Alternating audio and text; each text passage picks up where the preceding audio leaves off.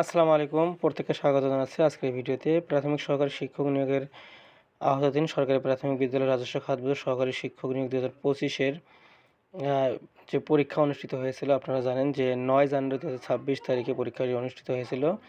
তো এখানে যে বিজ্ঞপ্তিটি প্রকাশ করা হয়েছে, এখানে বলা হয়েছে ১৪,৩৮৫টি পদের বিপরীতে ১০,৮০,০৯৫টি আবেদন জমা পড়ে। মোট আবেদন ৮,৩০,০৮৮ জন পরীক্ষার্থী পরীক্ষায় অংশগ্রহণ করে। সারা দেশে জেলা প্রশাসকগণের প্রত্যক্ষ তত্ত্বাবধানে মন্ত্রণালয় কর্তৃক নিয়োগকৃত মনিটরিং কর্মকর্তা, জেলা পুলিশ, জেলা প্রাথমিক শিক্ষা কর্মকর্তা, গোয়েন্দা সংস্থা সংশ্লিষ্ট সকলের সার্বিক তত্ত্বাবধানে সহায়তায় সুষ্ঠুভাবে পরীক্ষা গ্রহণ কার্যক্রম সম্পন্ন হয়। কোনো জেলা থেকে কোনো প্রকার অনিয়ম, অপ্রীতিকর ঘটনার তথ্য পাওয়া যায়নি।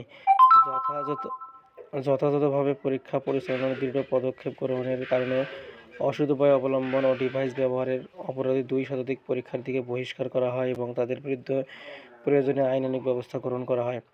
নিয়মিত মামলা রুজু করা হয়। এছাড়া ভুয়া প্রশ্নপত্র দিয়ে প্রতারণার দায়ে সংশ্লিষ্টদের বিভিন্ন সংস্থা কর্তৃক আটক ও মামলার দায়েরের ব্যবস্থা গৃহীত হয়েছে। গত ১১/১/২০২৬ তারিখে ১.৫ শতাধিক ব্যক্তি প্রশ্ন ফাঁস সহ অন্যান্য অনিয়মের অভিযোগ এনে প্রাথমিক শিক্ষা অধিদপ্তরের মহাপরিচালকের কাছে একটি স্মারকলিপি দাখিল করেন। উত্থাপিত অভিযোগসমূহ গোয়েন্দা সংস্থার নিকট প্রেরণ করা হয়। এ ব্যাপারে গোয়েন্দা সংস্থা পূর্ণাঙ্গ তথ্য সম্পাদন করে এবং উত্থাপিত অভিযোগের সত্যতার প্রমাণ পাওয়া যায়নি মর্মে প্রতিবেদন প্রদান করে।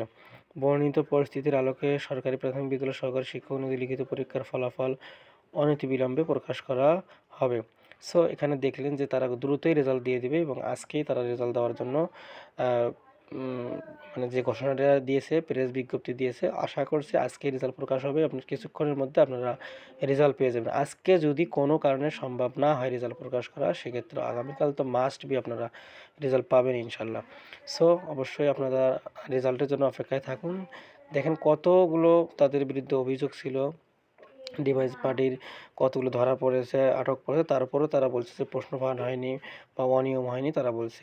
আপনারা তো আটক করেছেন ১.৫ শতাধিক, কিন্তু এর চেয়ে বেশি যে প্রার্থী আছে তাদেরকে আপনি আটকে করতে পারেনি, ধরতে পারেনি। কোনো সেন্টারে এমন দেখা গেছে যে যারা সেন্টারের দায়িত্বরত কর্মকর্তা যে টিচাররা আছেন তারা পর্যন্ত এখানে অসৎ উপায় অবলম্বন করতে সাহায্য করেছে পরীক্ষার্থীদেরকে, যারা ডিভাইস পার্টি তাদেরকে। সো এতগুলো পরীক্ষার্থী অসৎ অবলম্বন করা সত্ত্বেও কিন্তু পরীক্ষাটি কোনো ক্রমে বাতিল হচ্ছে না। তো যাই হোক, সবশেষে একটাই কথা, যেহেতু আরও পরীক্ষা আছে, আপনাদের চাকরির অন্যান্য পরীক্ষাগুলো আছে, ওগুলোর জন্য প্রিপারেশন নেন। প্রাইমারি হেডমাস্টার, নিবন্ধন সহ অন্যান্য চাকরিগুলোর প্রস্তুতি নেন। তো আজকের মতো ভিডিওটি এই পর্যন্ত। Thanks for watching.